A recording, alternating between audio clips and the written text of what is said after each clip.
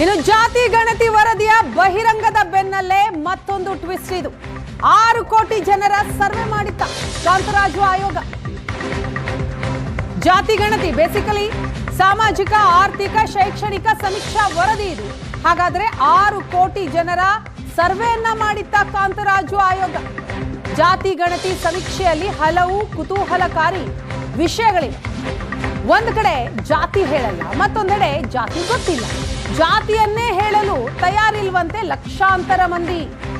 ತಮ್ಮ ಜಾತಿ ಗೊತ್ತಿಲ್ಲದೆ ಇದ್ದಾರಂತೆ ಲಕ್ಷಕ್ಕೂ ಅಧಿಕ ಮಂದಿ. ಬಹಳ ಇಂಟ್ರೆಸ್ಟಿಂಗ್ ಇದೆ.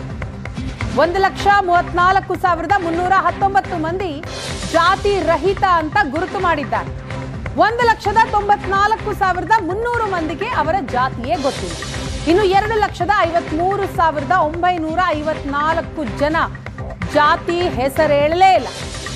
ಹೆಸರೇಳೋದಕ್ಕೆ ಅವ್ರು ತಯಾರೇ ಇಲ್ಲ. 3,755 ಜನರ ಜಾತಿ ಗುರುತಿಸೋದಿಕ್ಕೆ ಸಾಧ್ಯ ಆಗಿಲ್ಲ.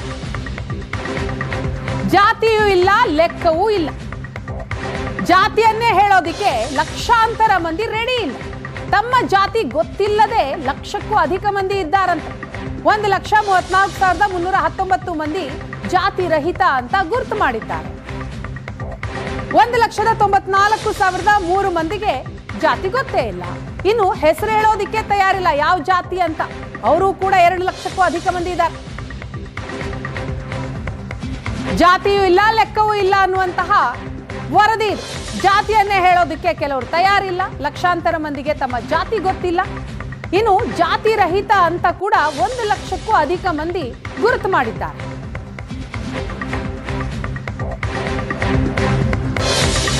ಸಿಎಂ ನಮ್ಮನ್ನ ಕುರಿ ಮಾಡೋದ್ರಲ್ಲಿ ಯಶಸ್ವಿಯಾಗಿದ್ದಾರೆ. ಆಡಳಿತ ಹಾಗೂ ವಿಪಕ್ಷಗಳು ಇಬ್ಬರನ್ನೂ ಕೂಡ ಕುರಿ ಮಾಡಿದ್ದಾರೆ. ಜಾತಿ ಗಣತಿ ವರದಿಗೆ ಮಾಜಿ ಸಂಸದ ಪ್ರತಾಪ್ ಸಿಂಹ ಕಿಡಿಕಾರಿರುವಂತಹ ಪರಿ ಇದು. ಜಾತಿ ಗಣತಿ ಹೊರ ಬೀಳ್ತಾ ಇದ್ದ ಹಾಗೆ ಕಾಂಗ್ರೆಸ್ನಲ್ಲೇ ಅಪಸ್ವರ ಎದ್ದಿದೆ. ಡಿಕೆ ಶಿವಕುಮಾರ್ ಒಕ್ಕಲಿಗ ಶಾಸಕರ ಸಭೆಯನ್ನ ಕರೆದಿದ್ದಾರೆ. ಶಾಮನೂರು ಶಿವಶಂಕರಪ್ಪ ಲಿಂಗಾಯತರ ಸಂಖ್ಯೆ ಕಡಿಮೆ ಅಂತ ಹೇಳ್ತಿದ್ದಾರೆ. ಜಾತಿ ಗಣತಿ ಹೆಸರಿನಲ್ಲಿ ಹಿಂದೂ ಧರ್ಮ ಒಡಿತಾ ಇದ್ದಾರೆ. ಪ್ರತಾಪ್ ಸಿಂಹ ಅವರು ಹೇಳಿದಂತ ಮಾತಿದು. ಏನ್ ಹೇಳಿದ್ರು ಕೇಳಿ. ಸಿದ್ದರಾಮಯ್ಯನವರು ಒಂದು ಕಡೆ ಪಕ್ಷ, ಇನ್ನೊಂದು ಕಡೆ ವಿಪಕ್ಷ, ಇಬ್ಬರನ್ನೂ ಕೂಡ ಕುರಿ ಮಾಡೋದ್ರಲ್ಲಿ ಅವರು ಯಶಸ್ವಿಯಾಗಿದ್ದಾರೆ. ರಿಯಲ್ ಇಶ್ಯೂಸನ್ನ ಬಿಟ್ಬಿಟ್ರು, ಎಲ್ಲ ಕಡೆ ಡಿಫ್ಲೆಕ್ಟ್ ಮಾಡಿದ್ದಾರೆ. ಒಂದು ಕಡೆ ಈ ಜಾತಿ ಗಣತಿ ಈ ಸಂಖ್ಯಾ ಆಧಾರದ ಮೇಲೆ ಹೊರಬಿದ್ದು ಕೂಡಲೇ ಇವತ್ತು ಡಿ ಕೆ ಶಿವಕುಮಾರ್ ಅವರು ಒಕ್ಕಲಿಗರ ಸಂಖ್ಯೆ ಕಮ್ಮಿ ಆಯಿತು ಅಂತ ಹೇಳಿ ಒಕ್ಕಲಿಗರ ಶಾಸಕರ ಸಭೆಯನ್ನು ಕರೆದಿದ್ದಾರೆ. ಇನ್ನೊಂದು ಕಡೆ ಲಿಂಗಾಯತರ ಸಂಖ್ಯೆ ಕಮ್ಮಿ ಆಯಿತು ಅಂತ ಹೇಳಿ ಶಾಮನೂರು ಶಿವಶಂಕರಪ್ಪನವರು ಅಪಸ್ವರ ಎತ್ತಿದ್ದಾರೆ. ಅವರು ಕೂಡ ಮಾತನಾಡ್ತಾ ಇದ್ದಾರೆ.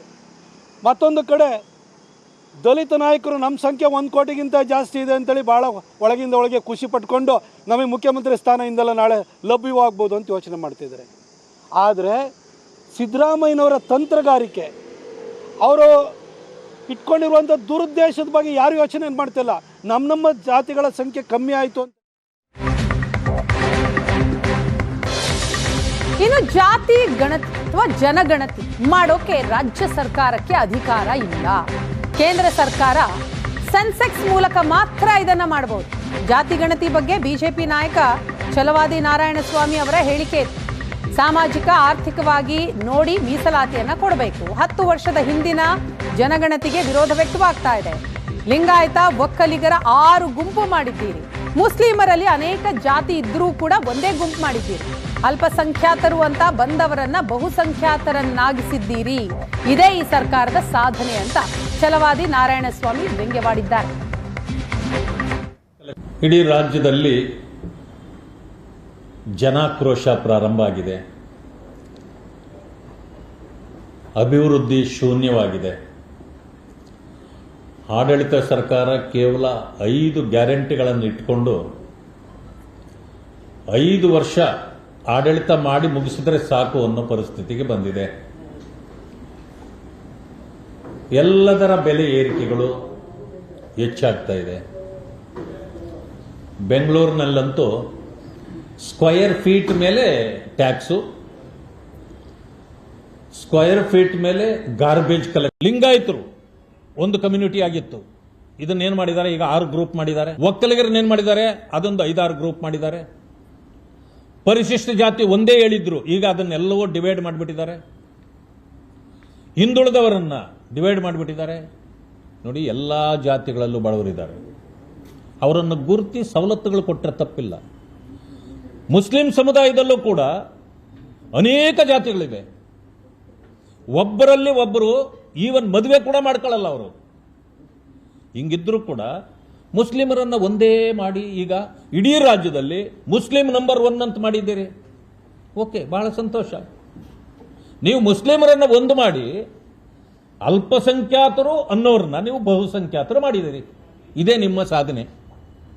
ಅಂದಮೇಲೆ ಇನ್ನು ಅಲ್ಪಸಂಖ್ಯಾತರ ವಸತಿ.